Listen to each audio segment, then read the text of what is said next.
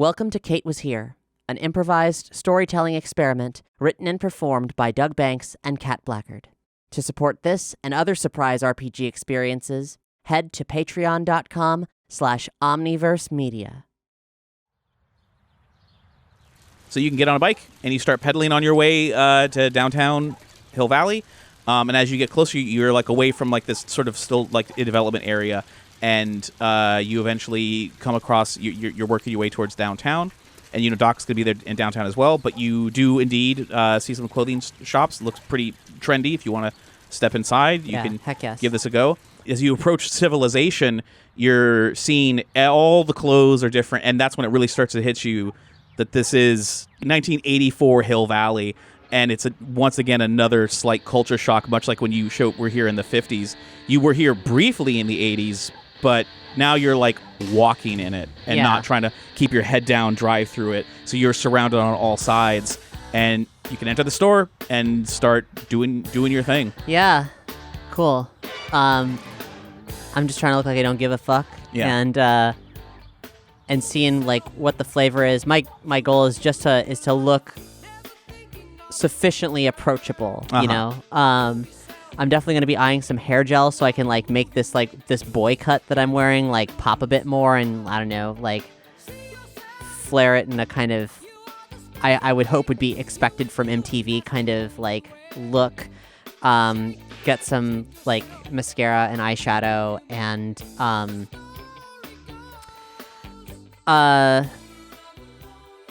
black jeans, cool sneakers. Figure out some kind of like approachable shirt, like I'm enjoying this because like there's some good aesthetics happening here. Mm-hmm.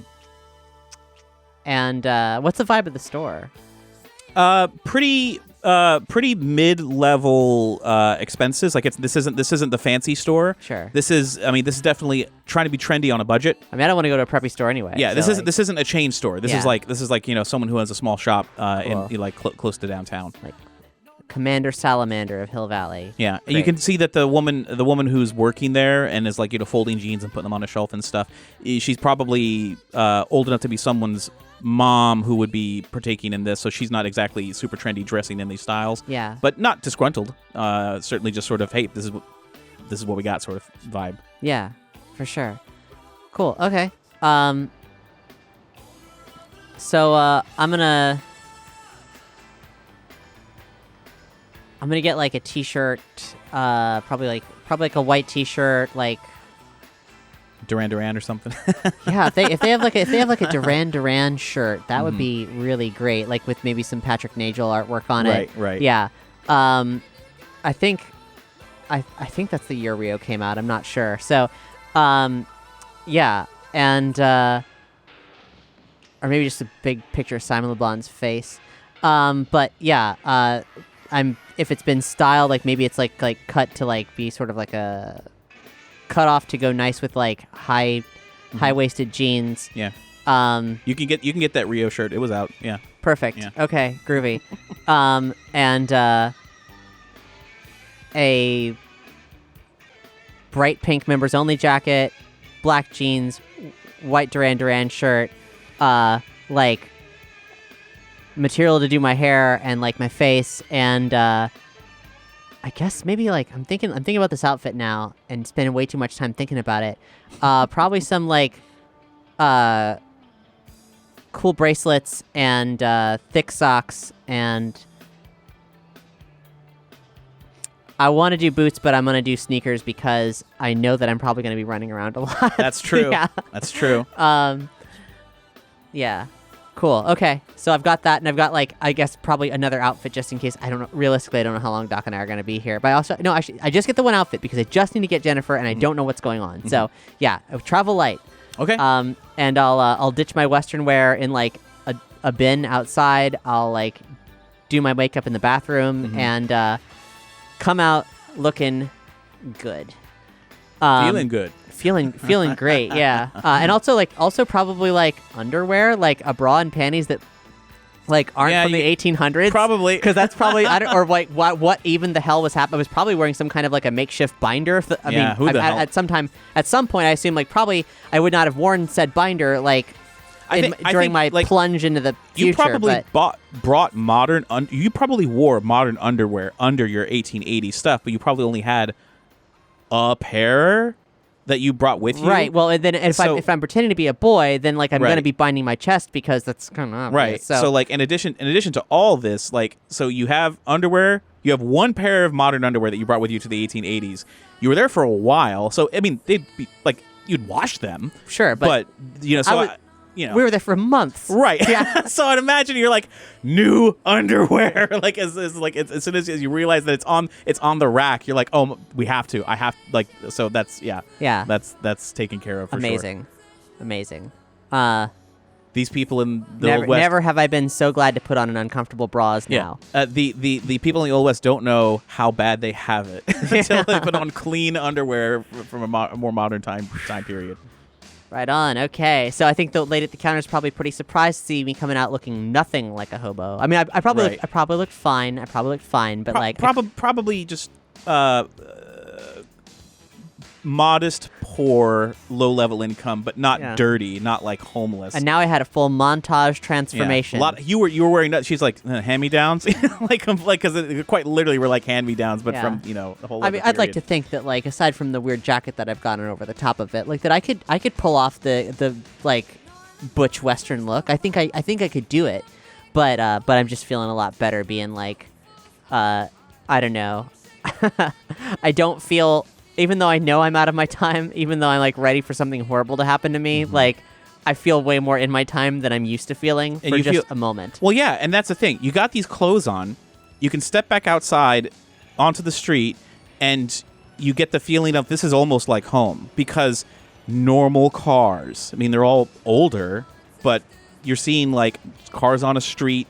You're wearing a jacket, T-shirt, jeans, sneakers. I think I know the amount of times that I'm going to be unpleasantly surprised by something that does or doesn't exist is substantially less than it has been most of the time. Right. You didn't live through this time period, but you're certainly like, or even in the vicinity of it. No. But so the only thing that you don't really. But I've seen the movies. I've seen the television.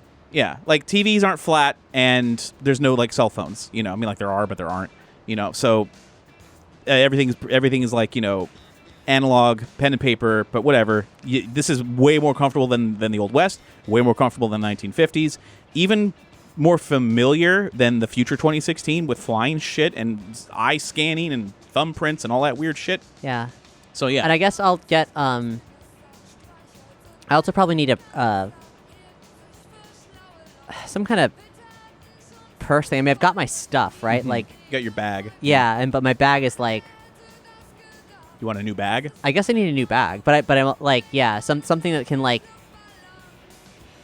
I'm everything I'm thinking of is way too modern, like in terms of like the ergonomic design of like storing this stuff, but like like my camera, my gear, and Omni tool and everything. You want like a JanSport backpack or whatever? Yeah, I guess so. Yeah, that'll make me blend in at school more. Okay. Are you going to school?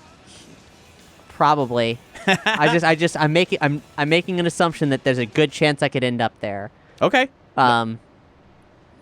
Because you got everything you need. Yeah. It's a matter of where do you want to go now. Right on. Okay. I'm going to.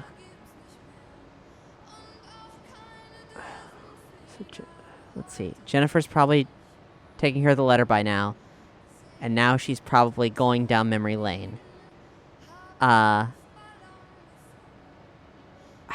far away from where she popped Arrived, in? Yeah.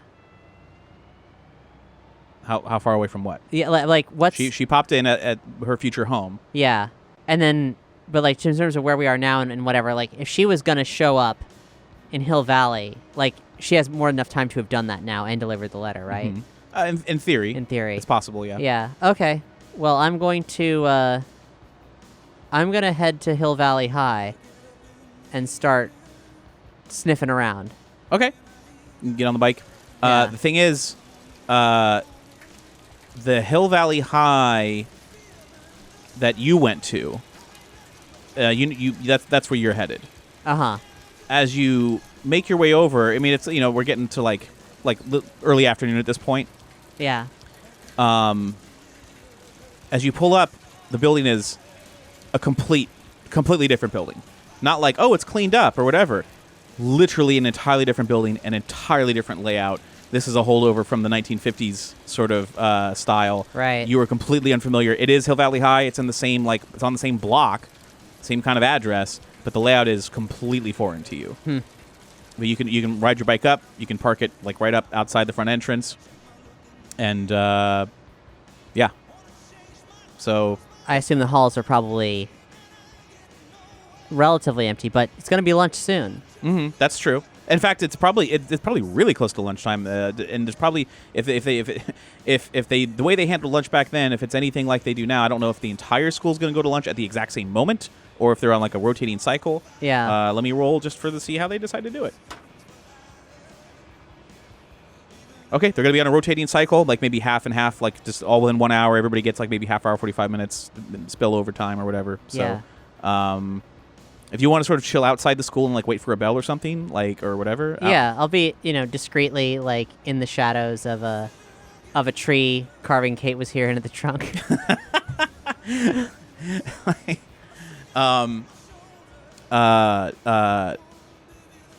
So if you're standing out there, so you're standing out there carving Kate was here into a trunk, just waiting for like the bell. Yeah. I'll say you're just sort of minding your business and you're carving it. It's outside the front of the school, and you just hear someone say, "Hey!" And you turn, and you you see a bald man in a suit. He's like, "What are you doing over there? Come over here!" And he starts moving. He's like pointing with his finger down, to approach. I gesture vaguely, like, and lean against the tree. No. I'm not. And he puts his hands on his hips like he can't believe you just said no. And he's going to walk over with a stern face. And he says, "Do you have a pass to be out of class at this time, young lady?" Well, I don't happen to go to school, sir. And then he folds his arms. "Is that right? Then may I ask what you're doing here on school property?" Biding my time, waiting for a friend. Waiting for a friend in the middle of the day, is it? And I'll say during this, he's like, he's focused on you and just he's being a pain in the neck. I'll say that you do hear the bell ring, and crowds start to move around on the inside. You can hear a commotion starting to go up as expected. So with the crowd building up, you feel like maybe there's a chance for you to get lost if you felt the need, or however you want to play this. Yeah, sure. Yeah, mind your own business. Don't be such a creep to young women. And he says, "This is literally my business. This is my job, miss. So if you don't have business at the school and you are not a student here, I would kindly ask you to leave before I have to notify the police and have them remove you from Well, school as the property." crowds start to dissipate, I'm like, bye. Yeah, you want to do a quick. Give me a quick roll if you want to like disappear Okay. into a crowd real quick. 2.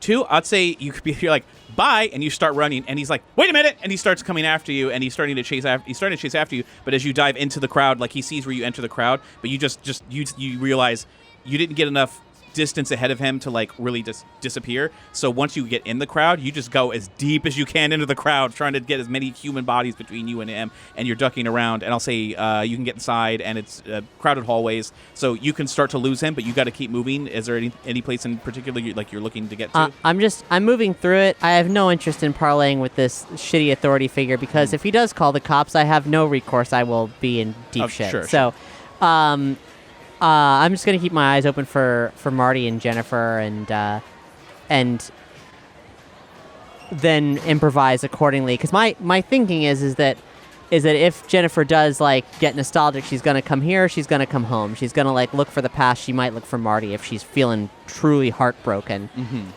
So I want to be wherever she is, and I assume she'll be hanging out in the outskirts of the world, or being able to like pass through the space by virtue of looking like a mom. But just trying to keep my distance, because obviously, like, I can't explain anything to Marty and Jennifer, nor can I really lie about who I am, nor can I tell them who I am. Even none of it will make any sense. So, yeah, that's all. Okay, I'll say as you're going through, you think you spot Marty, just going to like his locker and like maybe getting some cash out of it if he's going to get some food for lunch or something like that. You don't spot Jennifer, but it's really crowded. Whatever you Yeah, think okay, you'd so like I come up to Marty, be like, yo, Marty McFly? yeah, and he looks over, like, clearly doesn't know who you are. He's like, yeah, that's me. Hi. Hey, what's up? So I am supposed to meet up with Jennifer later today, but I can't figure out what her class schedule is. What? Jennifer? Yeah, no, well, yeah, why do you ask? He starts to get a little flushed, like, you know. Shit. You ain't asked her out yet, have you? I didn't say that aloud. Oh, I just thought you might know. Why me? I've barely talked to her since like the 4th grade, you know, like, but. And I'm like, please. Okay. Yeah. Well. Yeah. I know she's. What do you need to know? What are you trying to find out? You know what? Don't worry about it, bud. And because I don't want to be in any one place too long, and he's clearly like this is like not smoothing through, and I'll disappear and get out of there. Okay. If you see Jennifer, tell her I said hey. Okay. Tell her yourself, Casanova. Disappears. Right. Oh. All right. He just sort of shakes his head clear of like just how weird this was, you know, and gets back to his business. Okay, so I'm out of there. Like, whatever that bald guy's deal was, I'm not here for it, and I do not want to get like the fucking cops involved in my presence here. So sure, you can sneak away out the back and make around, you know. I'm gone. I'll go back. I'll like fetch my bike when it seems like appropriate, and then like circle around. So I know where Marty lives, and he and Jennifer clearly don't have much of a relationship with yet, so, let's see. Where would she go? I don't remember any of the... I mean, I know there were addresses on that letter, and I don't remember anything about it. It wasn't important for me to know that information, so I didn't think about it. I guess, I'm gonna take out the park, like, you know, downtown Hill Valley. By the courthouse anyway. Yeah, because I'm kind of figuring statistically... I've found my way through that center of town like often. Mm-hmm. There's a good likelihood that Jennifer just will happen to pass that way. And you didn't cross through it earlier, so you don't really feel like there's a danger of bumping into your other self. Yeah, that happened earlier anyway. So you can head downtown. I'll say that as you get to the park downtown, you can see the courthouse. You know, it's just a parking lot. Like it's not even a park anymore. Like, it was a park earlier when you visited in the 50s, and it was a park in the future, but right now it's a parking lot. Ew. Yeah. But there's, like, some benches and stuff. There's a couple trees, but it is not a park. There's no grass, right? Right. So there's a lot of, and there's the shops and stuff nearby. So I'd say on one of the benches near the courthouse, you can see Doc sort of sitting there incognito. He's got, like, a little hat on, trying to keep low profile. I'll sneak up behind him like... Hey, I heard you from the future. Great Scott! He just scares the shit out of him. And he's just, Kate, do you have any idea how nervous I am? Just warning if I bump into my other self or someone who might even know me from anywhere. I'm sorry, Doc. I'm sorry for snapping. I was waiting.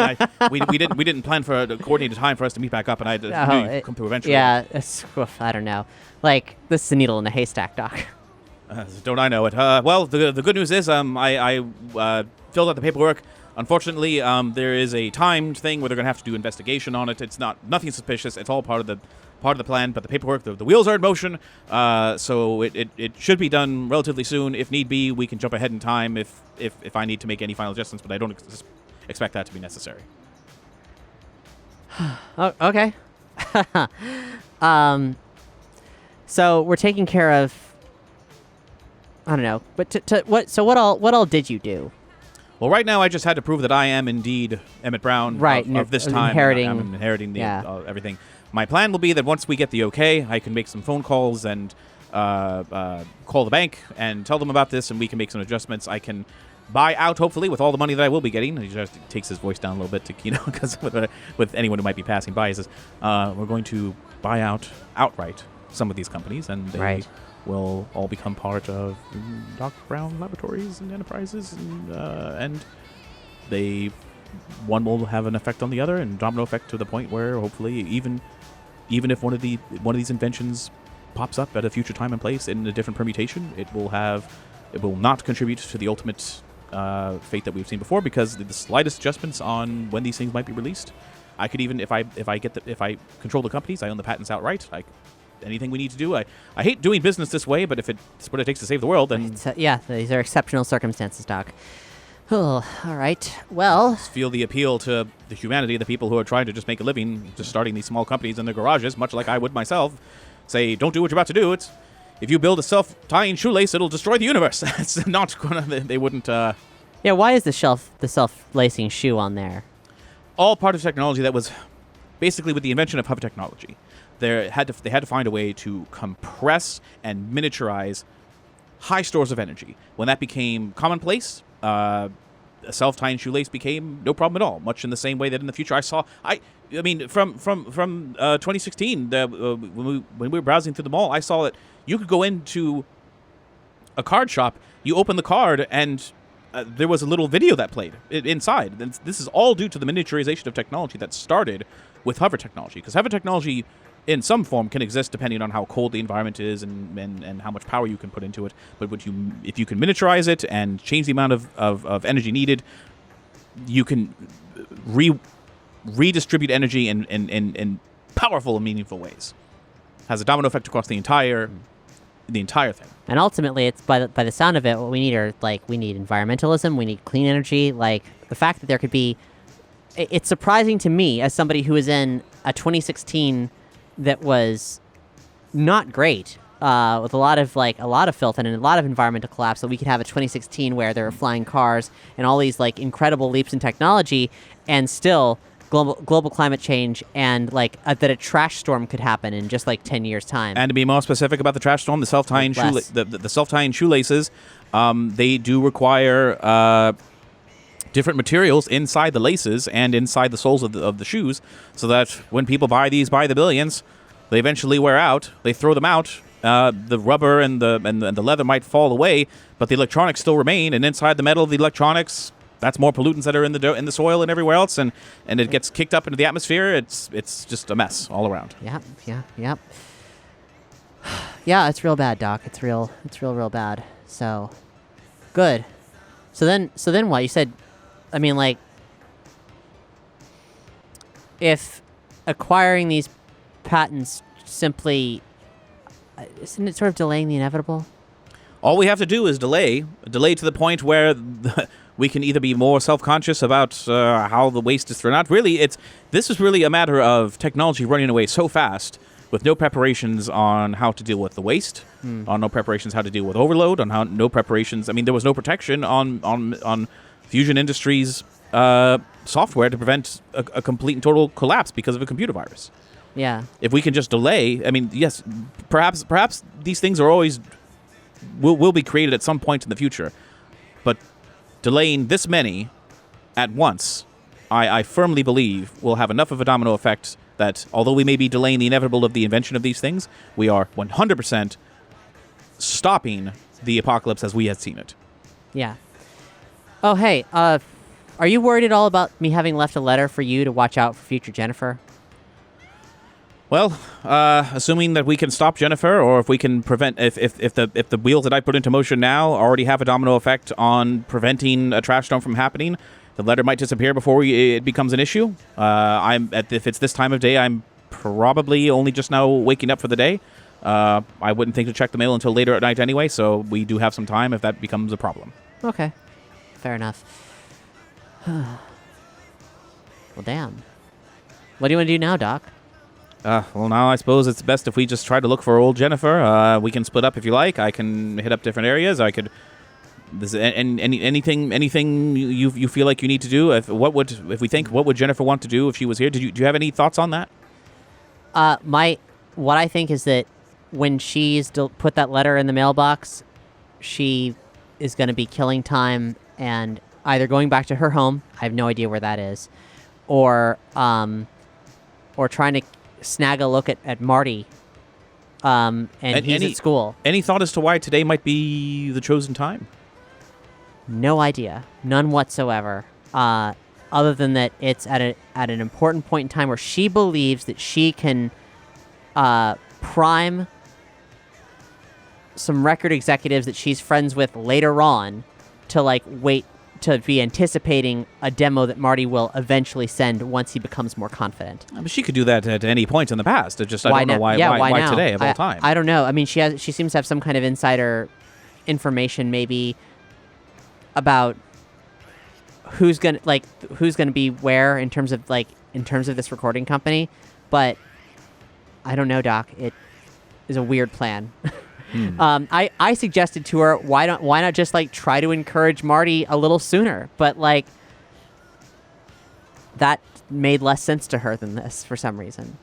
So I'm trying to remember if there's at this time Marty. I have already met Marty. I know Marty.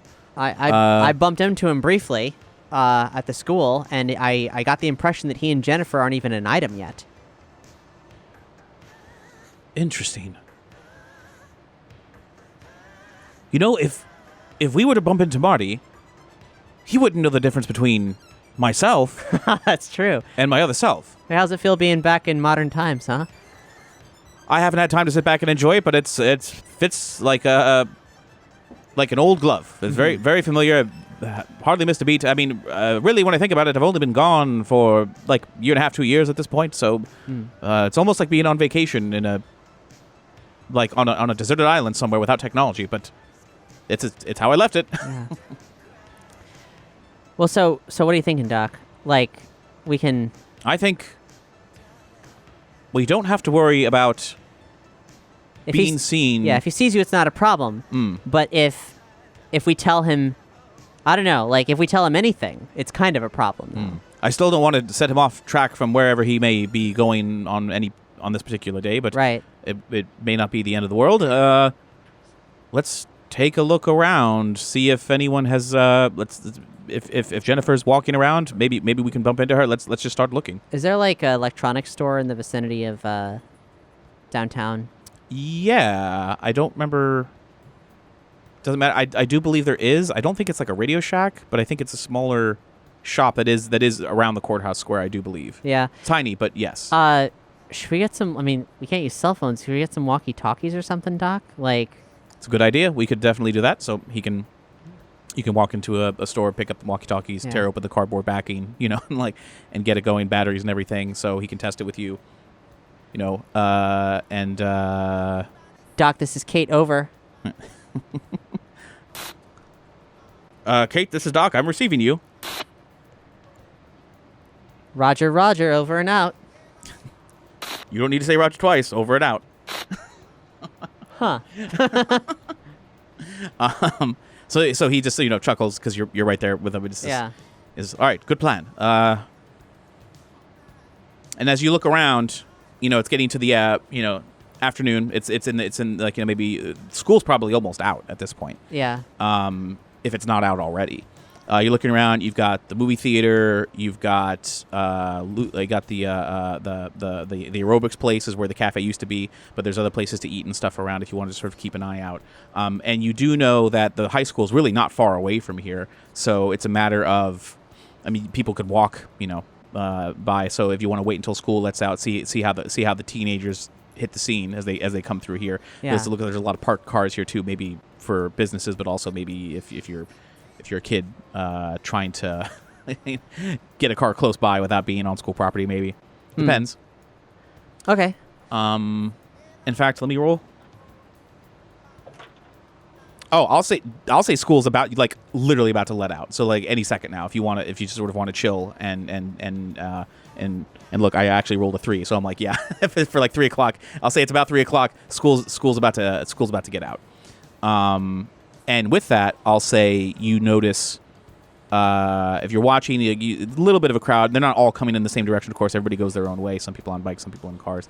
But from a little bit, you start to see the kids come in, and you see young Marty head over to 7-Eleven, and looks like he's about to buy a Slurpee and maybe go play some Wild Gunman. Okay. But do we see Jennifer? Which Jennifer? Either. At first, you're looking around because you're not seeing. Give me a clever. 1. I'll say you're looking around. You're mostly looking for old Jennifer, but you're not seeing her. However, when you look back to the 7-Eleven, you're just watching Marty's just sort of shooting away at whatever, and then Doc nudges you and he's like, "Look, I think that's Jennifer." And you look up, and it's young Jennifer enters the 7-Eleven and goes and talks with him. There's an exchange between Marty and Jennifer really quick, and Marty obviously seems very shy. You're here. There's no sound. You're just getting sort of the gist of this with body language. But then you see taller, skinnier, punky teenager interrupt their conversation and like brag and like say some shit and clearly trying to intercept, like stop whatever's happening there. Marty puffs up his chest a bit, gets a little defensive, and there's a bit of a thing there, and the young punk leaves laughing, maybe insulted him, something like that. And then Marty, is kind of like, huh. And Jennifer looks a little like oddly like disappointed or something like that. Marty leaves, and marches away. Looks like a kid on a mission. Off to where we're not sure. And where's Jennifer going? Jennifer looks like she's gonna maybe buy a Slurpee on her way out. Definitely seems a little let down by something that's happened. Yeah. Okay. Well, I guess I'll like, hey Doc, I'm gonna try to, I don't know, follow our prime suspect. Well, it's tough. We got Jennifer's not gonna be concerned with seeing herself. She's gonna be concerned with seeing Marty. So like that's a thing. But I'm really worried about like whatever just happened there. That seems like a pretty interesting moment in their relationship, and I'm really worried about stepping in there, throwing off their timeline at all. I feel like getting directly involved at this point is like, and even just saying, "Hey," is a little bit risky. Mm-hmm. Indeed. If you saw older Jennifer, you'd recognize her, right? I believe I would. Yes. Okay. I feel like it's safer for you to shadow Marty than to shadow Jennifer. Mm-hmm. I could shadow Jennifer to... In case Marty does see me, he'll just assume it's the same old me. Right. And if Jennifer sees you, you're a stranger. Right, exactly. So we just gotta find that double and get her the hell out of here. So right. yeah. No problem. I'll start following Marty. If you want to stay here, watch. I'll keep you updated via walkie-talkie. Then I'm gonna actually okay, cool. I'm gonna actually walk into the 7-Eleven. Okay. Yeah. Doc starts following wherever Marty went, and you can enter the 7-Eleven. Yeah. So where's Jennifer in here right now?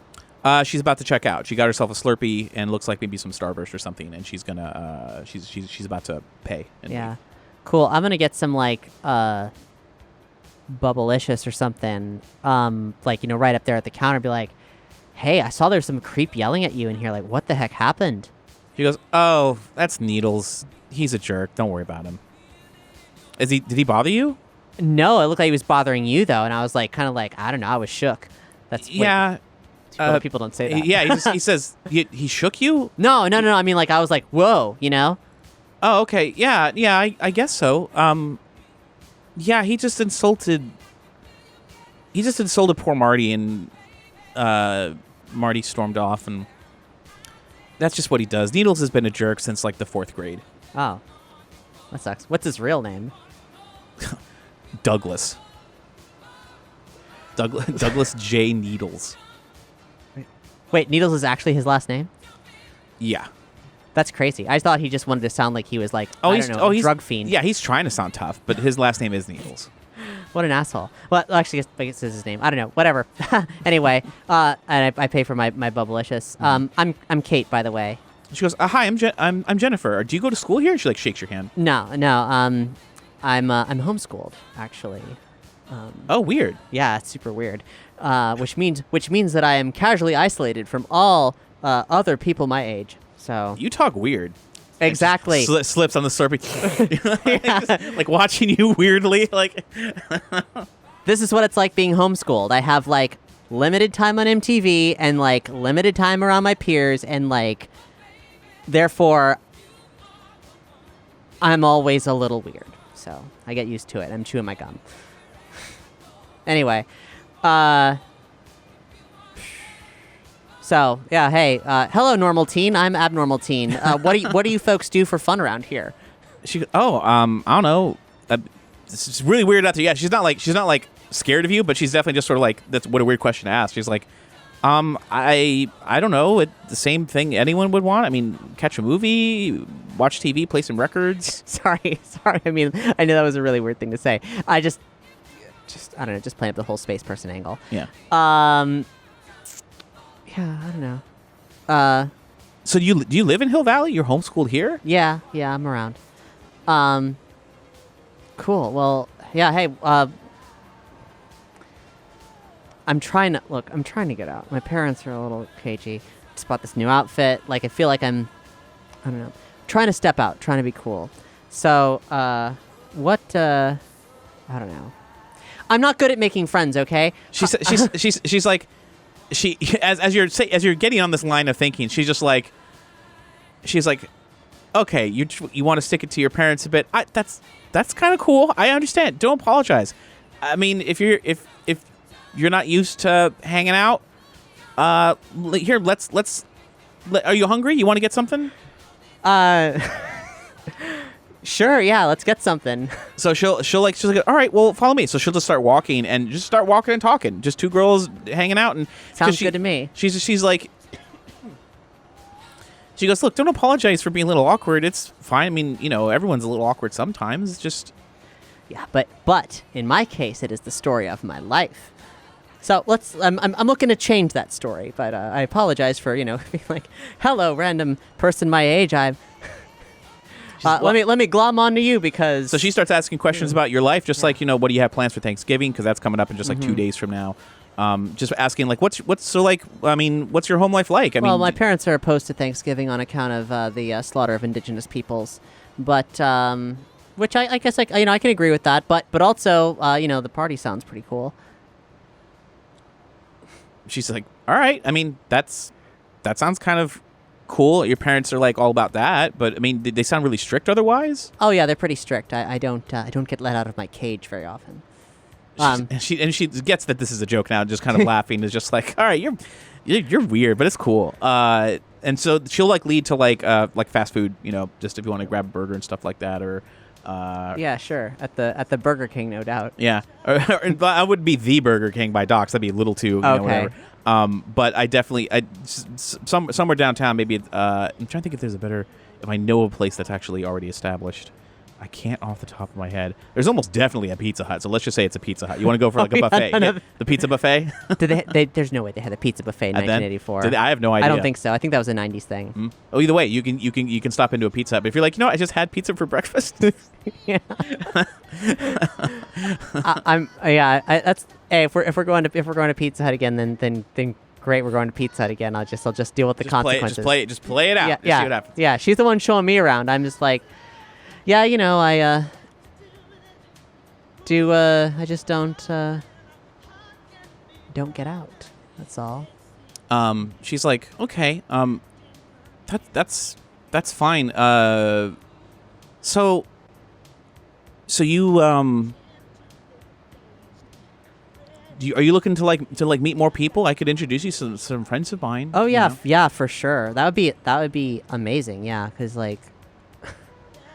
It just hasn't happened. So I'm watching all these TV shows and films and stuff, when I can. And I'm like, this is not my life. I wish it were my life. So here I am. She says, I was a little worried before about like needles and Marty and everything, and but if you want to I can let me call up some of my friends, and if you want to plan like maybe like a movie night or something, we can make something happen. This would be good. This could be a lot of fun, I think. Heck yes, that would be outstanding. That would be outrageous. truly outrageous. Yes, that's a thing.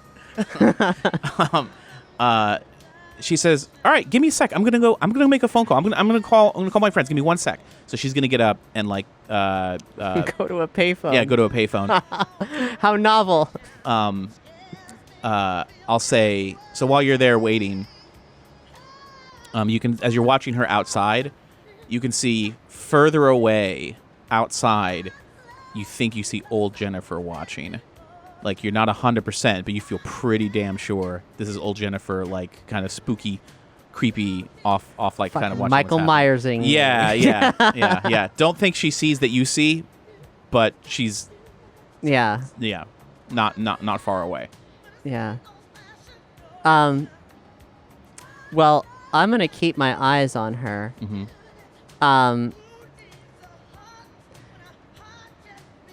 Because, like, I don't want to leave Jennifer hanging exactly, and I also don't want to spook her, because I figure, like, there's a possibility, not much of one, but that, like, maybe my appearance is so 80s out that she doesn't necessarily know, for sure that it's me. I don't know. Yeah, obviously I would. But so, I'm going to wait till Jennifer gets back. And if old Jennifer's still, as long as old Jennifer's still there, if old Jennifer's like holding position, then I'm going to wait until Jennifer gets back. And as soon as Jennifer's there, I'm going to be like, hold on. So my mom is being a total creep, and I have to go have a talk with her. She's just out there. I gesture with my eyes. So young Jennifer comes back. Yeah. And you start to say that, and as you're explaining this, you can see a look in Jennifer's eyes of that she has got something to tell you as well. Oh shit. She's like, "Oh, okay. Do you need to go?" Well, what's up? What's up? I think I gotta go. My friend Stacy says that I think Marty might be in trouble with needles, and I. Oh shit. So okay. I'm gonna go just see what's up, and I'm sorry. No, it's cool, and I've got this. So like, I pay for the. If we haven't paid for the pizza yet, like I put down some money in. Okay. Wow. Thank you. Yeah, you know what? Hold on. Let me give you my number. And she's gonna write. She's gonna like pull some paper out of her purse, write down her phone number, and she's gonna slide it your way and just say, "Give me a call if you want to hang out." So I'm sorry, I gotta go. This is messed up, and he's got Needles needs to be taken down a peg. So let me. Okay, yeah, do your thing, yeah. Yeah. Anyway, sorry. Yeah. So she leaves and kind of. It's really great to meet you, Jennifer. I'll talk to you soon. So she leaves. And as she's leaving, like, I head out too, and I make a beeline for old Jennifer. And sure, you can. She kind of like tries to hide behind like whatever tree or like whatever wall she's like hiding behind. Yeah, I'm ready to like start running after her if I have to. But she doesn't run. But if you, I'll say you she like when you walk out. She starts like you don't know if she knows that it's you. Yeah. But she starts to like walk away from where she was hiding down to like one of these back alleys, where in the future is where you fought Griff and everything else. Yeah. So she starts hiding off in that direction. Yeah. So I'm like, I'll just straight up like run after her. And if you running seems to startle her, she'll turn. Yeah. Hey, it's Kate. She goes, "Oh my gosh, Kate. Jennifer, don't worry, don't freak out now. But you fucked up real bad." She goes, Kate, I'm sorry. I don't think you can understand, sweetie. This is really it's and hard I don't to think explain. you can understand. You used the time capsule, and its circuits fried after you left. You're not going back home. It's Marty said like it's supposed to be 4 hours. Yeah, it's 4 hours. unless it breaks, and then it's never. So I'm stuck here. Yes. So come with Doc and I, and we'll figure this out. Where do we go? What do we? And she's very stunned. She's like, I didn't mean to cause harm. I know you didn't. Look, I know you're hurting. I know that. But just like, holy shit. I know I look like a child to you, but you have no fucking clue what I've been through. So don't even start to fucking say anything about time travel, okay? She's getting teary-eyed, but she's nodding like she's listening to you. Where is Doc? How do we look? Look. We're gonna lean against the wall, on the opposite side of each other. Sure. Why are you here today? What is it that you were trying to tell me? Just there. What don't I know? with everything that's happened, and she starts to like break down, and says, I'm not trying to insult you. I just don't think you can understand my position here. When Marty died, the kids and us, we didn't have the best relationship. They went off. They have their own lives, and now I'm stuck at home, waiting to help you to prevent some sort of disaster that I didn't know about. I don't have anything, and do you know what it's like to just have your life taken away and just feel alone and just completely adrift? And there's no one. I don't know what to do. My entire life was focused on nothing but preparing for this one letter. I hug her and I say, I'm sorry. I'm sorry. I do know. My entire world and all my friends except Doc Brown don't exist. But at the end of the day, don't you have a family to go home to? Your brother? I have nobody, Jennifer. Nobody that knows me. Not a person in the entire universe except Doc Brown when he's not getting himself into trouble. And she's listening to you. She says that how is that? How can that be if you because she's mentioned, you know, your parents and your brother. Yeah. She doesn't understand how you can say you're alone. Those people, they don't know me. I'm from another timeline. There's another me out there from where you live, and she's nothing like me. And they don't know me. No one has ever known me because that world where they did doesn't exist. There was a time where I was friends with your kids for months and months. We got really, really close. And then things got wrong, and I had to erase that timeline from existence. And now they don't know me either. So yeah, I don't know about the waiting, but I do know about the loss, and I do know about the loneliness, and I'm so sorry, Jennifer. Like this, I would never have wanted to do this to you, and you shouldn't have to be alone. And she, as she was crying before, she starts to sob and says, when I was alone, one day I just looked in the mirror and saw that I'd gotten so old and I had no one to be with. I just wanted to see a bit of happiness again and try to make that change to prevent my sadness from ever happening to me and my family. And I'm sorry. I really am sorry. I shouldn't have done it, but look, being where I was, I couldn't. I had a time machine in my garage, and I just saw this was the only way to get any form of happiness again. And I'm sorry, I shouldn't have. You know what Jennifer, you know what shouldn't have happened? What shouldn't have happened is a world where Marty didn't tell you anything about his adventures, where he went off and got to do whatever the fuck he wanted to do, and he always said it was to protect future events from going bad, but things still went bad for us. That's how it works. Look, I know he was always so concerned with preventing bad things from happening that we didn't. I feel like I didn't know we had good things. We just were always scared. I'm sorry. Well, it's not going to be that way. In fact, there's a possibility that because of what Doc and I have already put into place in just a couple hours' time, that eventually you'll fade away, because none of that waiting and none of that hurting ever happened. What do you mean fade away? Did Marty ever tell you about fading out of existence?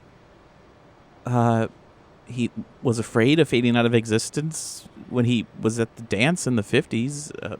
Yeah. He didn't really explain. When your timeline changes, so the version of you or an object couldn't have existed, then you just fade away.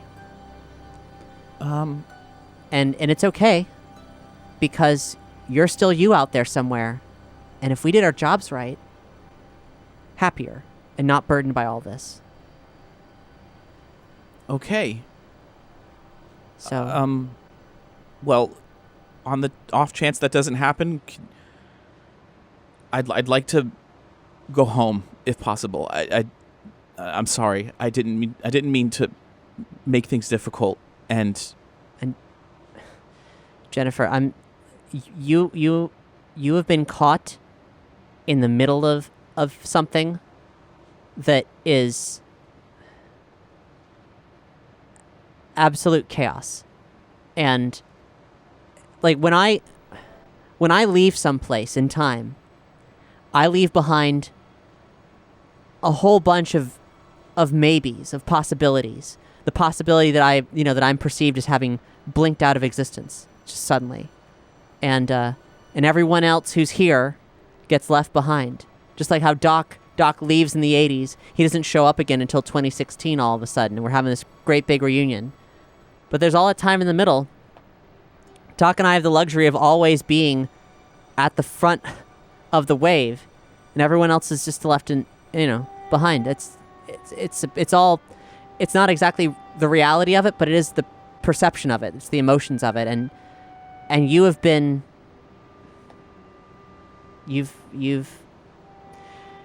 You've been an incredible part of saving the world, but have been burdened with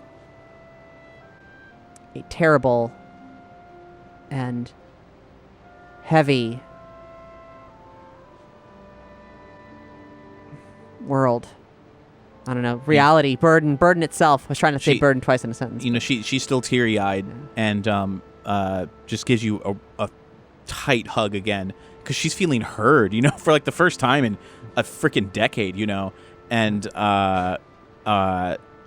she says, "Okay, no, you're right." I'm really sorry for yelling at you.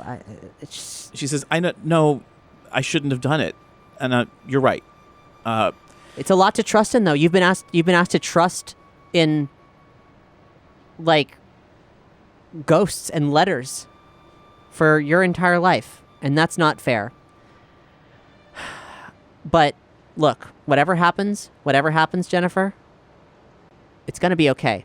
You could fade away, and it'll be okay. You could stick around, and it'll still be okay, because no matter how old you feel, you're still a beautiful woman, and there's still an entire universe out there. So you've helped her so deeply, like just by talking to her, and the fact that she felt like alone, and you've clearly expressed that you understand, like being adrift on time and understanding that leaving people in the wake, and there's all these periods of waiting, and she's overwhelmed, but is is holding your hands really tightly, feeling better, but there's a lot of emotions happening all at once, and she says, well, if this plays out is how I remember, then it's not too late for me to see Marty when he's going to show up. Tonight was supposed to be our date, our first date. Yeah, that makes sense. And so I'll say with that, you're there in the alley, and yeah, he's like, Kate, are you there? Yeah, Doc, I'm here. Over. Marty was headed to my place, and I remembered what happened. He's going to be on his way back now. Don't get in the way. Just stand by, and things should work out all right. Doc, I have Jennifer. Over. All right. The old one. Good. Thank you for clarifying. Keep her there. Sorry, you're not old. It just. keep her there, and I'll be there shortly after Marty arrives. Keep her where, Doc? Where do you want us to be? Keep her wherever you are. Just don't let her interfere. Roger. Okay, so you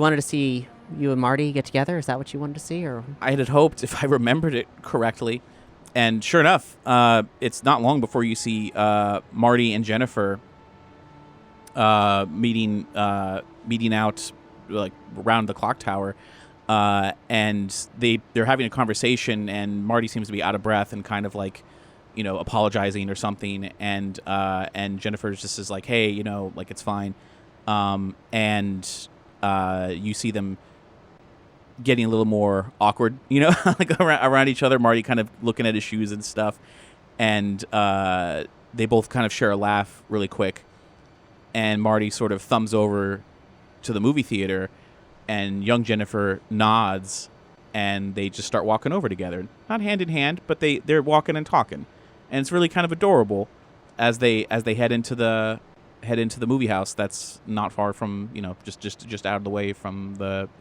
courthouse square. And old Jennifer watches, and she's got tears welling up, and she's just like, I really miss him. Can we get a little closer? I just want to see. Yeah.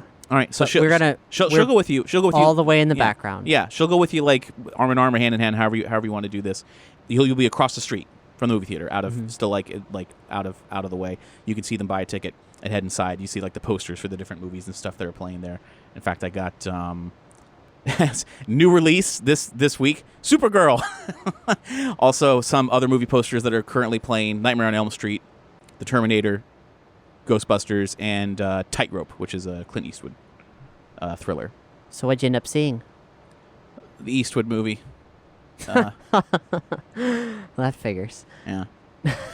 He I made a joke about Clint Eastwood, and when he said, "Oh, Clint Eastwood movies," and I'm like, "Yeah, my dad and I watch them." He said, "There's one playing. Do you want to go?" I says, "Yeah." So that's that. It only takes a moment for something incredible to happen. So Doc will come up and say, "All right, do they head inside?" Yeah. Good. All right. This all started coming back to me. Marty had stopped by my place. I had a discussion with him. He headed back out. It was all about Jennifer. This is hello, and he just says hello to Jennifer. Old Jennifer says, "Give me 1 second to talk with Kate." And she says, "Okay." She's okay. She's standing by. Okay. Doc says, "I don't think Jennifer will be stuck here. I think she's going to fade away. If the time chamber was working, she should have disappeared by now, but without a time chamber to return to, once that field dissolves naturally, I think she's going to go with it." Is she aware of... She is, and I think I put her at ease about it. I told her that we're going to make everything okay. So I think we are. It's been dicey, but she's been through a lot, too much, and I'm really glad that we can make things right so she doesn't ever have to live the life that she has. With that, you'll notice Jennifer just sort of watching the movie theater, like fondly, and just sort of like nodding to herself. And then she touches her chest like she's uncomfortable. And then she just gets a look on her face like, oh, and there's a pain happening. And she looks over and is like, "Kate, Doc, there's something wrong." And she's starting to worry of like, is this like, what is this? Like a heart attack? Like what is, Breathe slowly. It's going to be fine. It doesn't feel great, but it will pass. And it's going to be okay, Jennifer. I promise you it's going to be okay. So she sort of stumbles over towards you and like leans on you. Yeah, I hold her. And you can see like she's looking at her hand, and her hand starts to disappear. And she's like a little scared, but then the rest of her starts to become transparent. You're like in the shadows, like, outside or whatever. And as you start to see through her, she like looks around, and she's like she's seeing you, but like looking through you and past you. And for a brief moment, just before she fades away, her eyes light up, and she mouths the words, "Marty?" Oof. She's gone. Fuck. This is a hard job, Doc.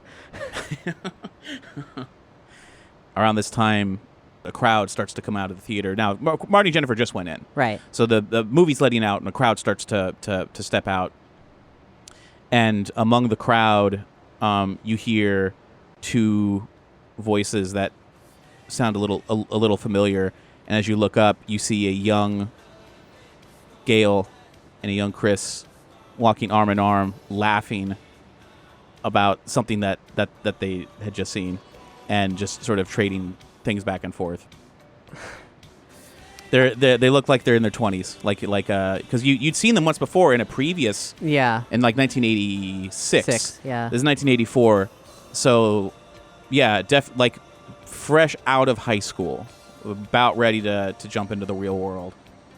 Wow. Huh. So are they walking past us, or I'm just seeing them? You're seeing them. They look like they may eventually walk past you, but they're paying no one any mind. Okay. Yeah. I motion for Doc and I. We're gonna Sort of back step away away. somewhere else. Yeah. It's my parents. Yeah. I'll say that as they're walking, you hear your dad just say, like, I mean, that was pretty cool. I didn't expect him to come back for like a third time.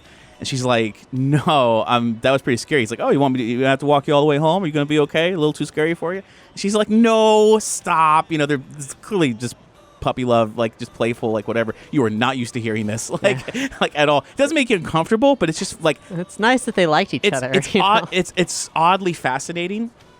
But they stop. And she's like, "Have you thought about, coming over, for Thanksgiving?" And he's like, "Gail, I don't know. I mean, I don't know how my parents are gonna feel. I know that they want to, they don't really believe in doing Thanksgiving, and I don't know." And she's like, "Well, you told them I invited you. My family, they want to meet you." He says, "Yeah, but they don't really, like, I don't know if they'd approve if I just sprung this on them." And she's like, "What do you mean spring this on them? We've been dating for like 6 months." And he's like, "Yeah, I just haven't told them yet." And she's like, "You haven't told them that we're dating? We've been dating for 6 months, and you haven't told them that we're dating?" And he's like, "No, I'm sorry. I don't want my dad to worry." And she's just like, "You've already met my parents. Why is this a big deal? Why can't you just, why are you like this?" And he says, I'm sorry. I'm not trying to be difficult. I'm worried about what he's going to say." And she goes, "Who cares what your dad says? Do you want to come over or not?" And he's like, "I do. I really do. But he's helping me right now while I'm, trying to get into school, and he's loaned me the car, and, if he gets upset and he takes this away, I don't know how I'm going to move forward." She goes, "What about me? What about moving forward with me? I can help. Am I not a part of your life? What is?" And his argument starts to go on, and you're seeing, there they are. Yeah. Oh boy, you fucking coward. Yeah. And she's just like, "You know what? Just forget it. I'll call you. I'll call you like day after." And she storms off. And he's like, "Gail, and he's going to shout after her, but he stops, and he hangs his head, and is just like, feels like a piece of shit. And he just sort of kicks the dirt in frustration, and he starts to, like, you hear him dig in his pocket, and he brings out some keys, and he starts to, like, walk over into the parking lot here, like he's gonna drive away. And I say to Doc, "Well, I have not missed that." And if you don't stop him, he gets in the car, he's gonna start up, and then he's gonna leave. Not really in a rush, but just like this, he looks pretty remorse. It's interesting. It's an interesting prospect because I recognize now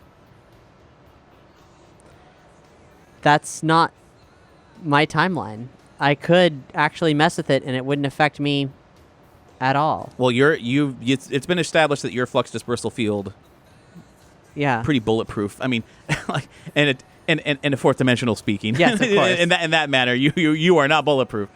Yeah. Well, I mean, I'm a little like Doc's here. If I start like playing Time Lord and fucking around with things, I feel like he's gonna take issue.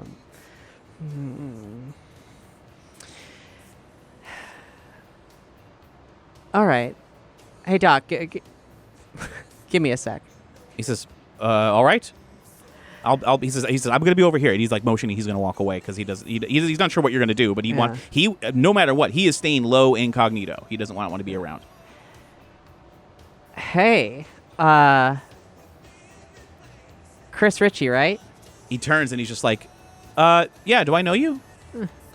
Not really, but like the look you gave was, anyway, sorry, keep going. I'm sorry. It's just really funny in person to see that. Can you just describe it? Can you describe it? Like you tilted your head to the side quickly with like a kind of a snarl, but kind of like doesn't matter. Like you do and you don't. It was very, very non-committal, but hilarious.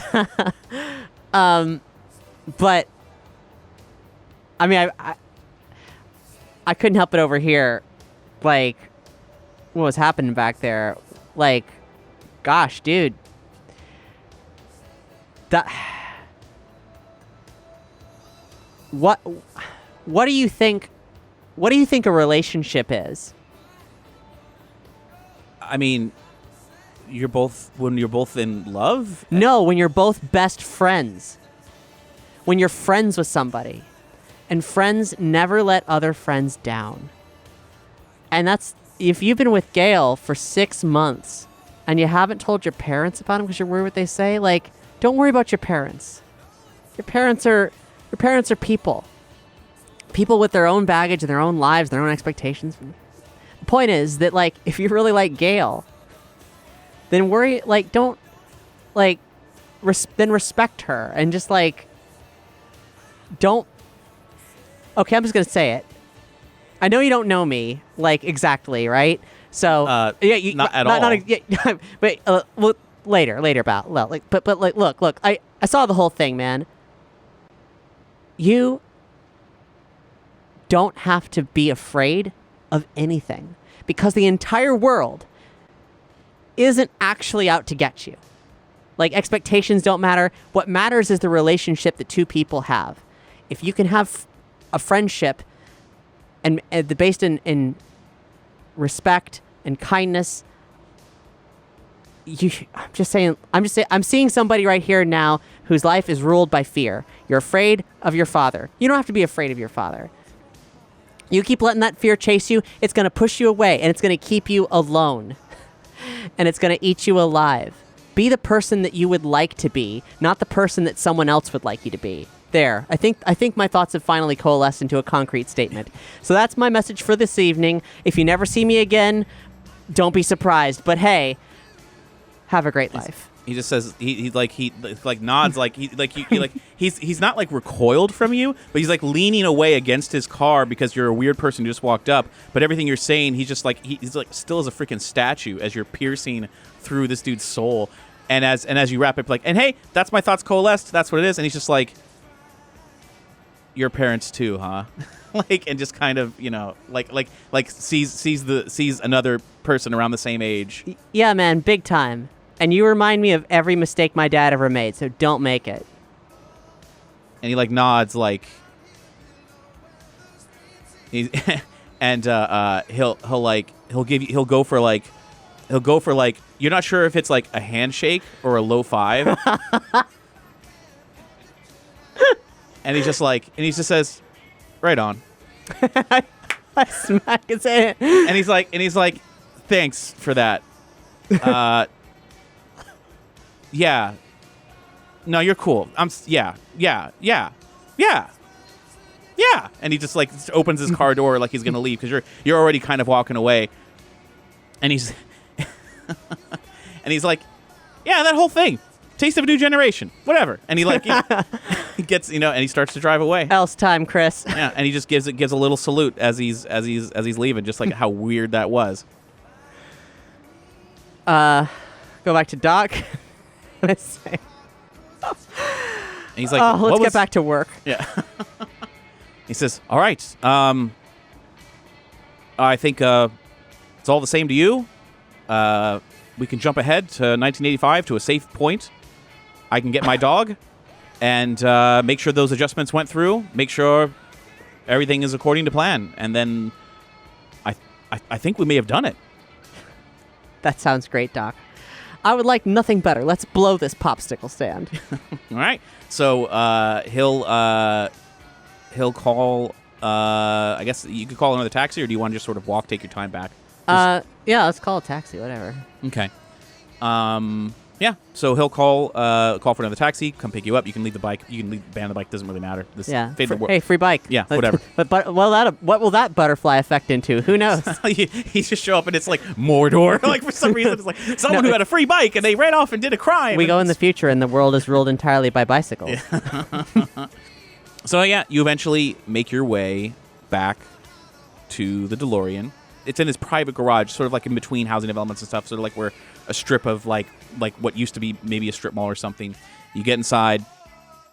DeLorean's still there. Everything looks perfectly fine.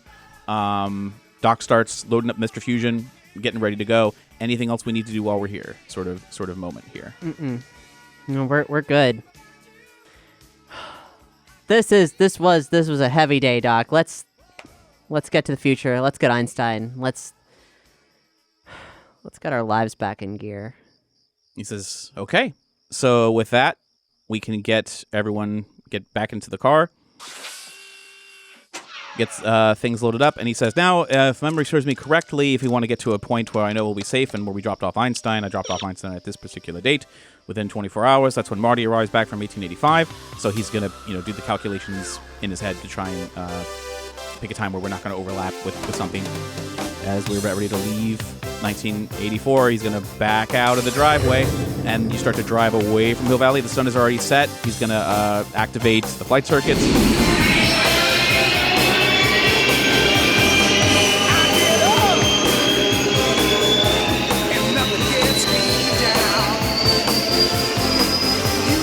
And he is going for 1985.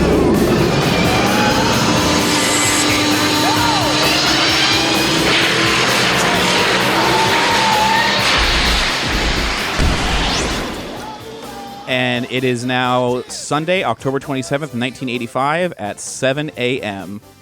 And it looks like the sun has already been up just a little bit. It's still like morning time. Maybe it's coming up over the horizon. He lands very quickly just to make sure in case anyone's out and about or whatever. And starts driving back towards where his main garage is, like the main house, like the main area that you've been familiar with many times. And as he pulls up, it's this same old Doc's house as it is next to the Burger King, that whole thing. Yeah. He gets out and excitedly runs up to the door, fumbles with his keys, unlocks it, and as soon as the door opens, Einstein comes up and starts looking at him all happy. And he's just like, "Oh boy, good boy!" And he's so happy to see this dog, and he's on his knees and he hugs him and he just makes pets my him. heart swell. Yeah, and he's just like, "This poor little devil thought I've only been gone for 8 hours, but it's been almost 2 years." Oh, and he's just beside himself, so happy, and he's like, "Come on, boy, come on!" He leads him inside. He says, "Come on, Kate," and he starts he just can't stop petting this damn dog, and this little fur is falling off him. But he's got the bed, and he says, "Wow!" And he's looking around. He goes, "The last I saw this place, it was a mess, an awful mess. But now things look normal. They look like he's been living here the whole time. This isn't abandoned or dirty or grungy or anything." He says, "All right," and he checks the checks the watch. He's got a digital watch on now. He's no longer in cowboy mode. Yeah. He's gonna go change some more clothes, get more comfortable. And he says, he's gonna crack open the thing, pour the dog food in for Einstein to eat. Yeah, I'm petting Einstein too. Yeah. If you want to turn on the TV, you want to do whatever. He's gonna try to take a quick shower and use the facilities, and then So Marty's already Marty is back from the 1880s as of today, or as of today, yes. Okay. Probably not for another hour or two, but as long as we don't interfere with that happening, things should unfold perfectly fine. Great. Cool. Okay. That's exciting. So exciting. He All says, right, yeah. do you want to take Einstein for a walk? Yeah. By the time you're done, I'll be out of the shower and Totally. we- It's kind of just remarkable to just be like, all right, here we are. yeah. Rather that there's no, like There's we're just presently at this moment, there's not a calamity. right. But yeah, Yeah. you can do that, no problem. You If walk, you want, walking Einstein, feeling yeah, good. past tugging at you as you go past a Burger King. Yeah, like I you don't know. even have to lie to anybody. Like, Yeah. like if I bump into Jennifer, it'll be like, hey, Jennifer. I don't. At this point in the morning, no. Yeah, it's only, but- yeah, but Even still, like I wouldn't have to feel too awkward about that. and as far as you know, from what Doc says, Jennifer is asleep on a porch somewhere. Right. Hopefully she's okay. That's a weird thing to have happened. Yeah. Thanks for listening to Kate Was Here. To support this and other surprise RPG experiences, head to patreon.com/omniverse media.